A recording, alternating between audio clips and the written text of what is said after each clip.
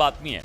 बातमी अशी आहे, 2.5 लाखापेक्षा जास्त उत्पन्न समजा ज्या आमदार खासदारांचं असतं त्यांना जर कोणी गरीब म्हणालं, ते अत्यल्प उत्पन्न गटात येतात असं म्हणालं, तुमचा विश्वास बसेल का? नाही ना बसणार.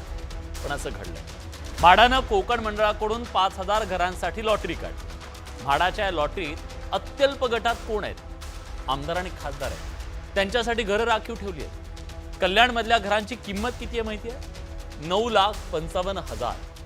दर महिन्याला महागाई भत्त्यासह 2,61,000 इतकं वेतन घेणाऱ्या आमदारांना गरिबांसाठीची घरं कशासाठी, हा सवाल विचारला जातो. म्हाडाच्या कोकण मंडळाची लॉटरी वादात. आमदारांसाठी घर फक्त 9.5 लाखात. सामान्यांचे कापले जातात खिसे, तिथे आमदार अत्यल्प गटात कसे? म्हाडाच्या कोकण मंडळाकडून वेगवेगळ्या राखीव गटांसाठी 5,000वरून अधिक घरांची लॉटरी जाहीर करण्यात आली. यामध्ये अत्यल्प उत्पन्न गटात आमदार आणि खासदारांसाठी 95 घरं राखीव ठेवण्यात आली आहेत. कल्याणमध्ये आमदार खासदारांसाठी एक घर राखीव ठेवण्यात आलंय, ज्याची किंमत अवघी 9,55,000 इतकी आहे.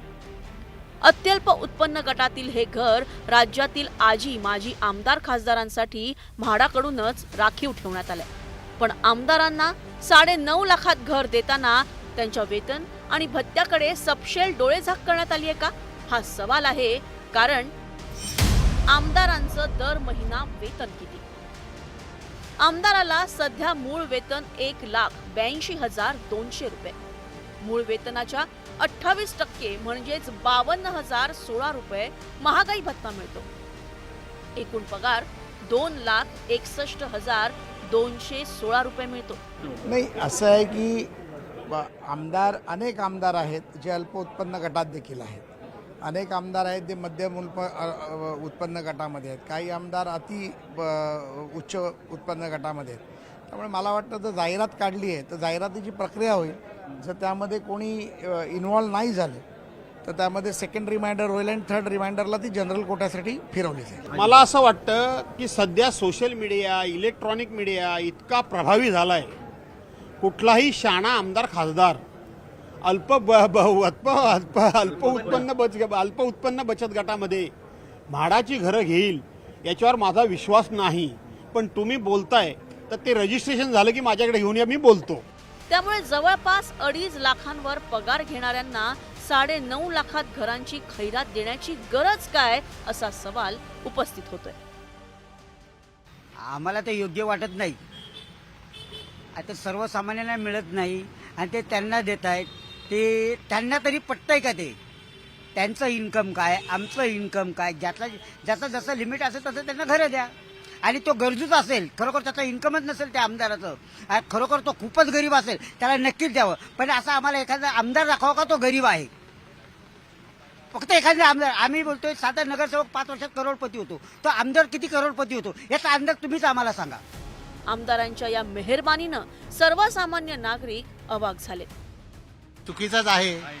एवढा त्यांना जेव्हा ते इलेक्शनला उभे राहतात तेव्हा इस्टेट त्यांची दाखवायला लागते, तेव्हा करोडोंनी त्याची इस्टेट असतेच.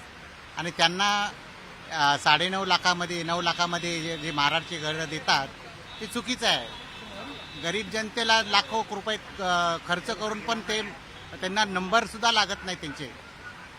त्यामुळं हे चुकीचं आहे पूर्णपणे. 9 लाखामध्ये आम्हाला स्वतःलाच घर भेटत नाही तर आमदारांना कसं काय घर भेटतं?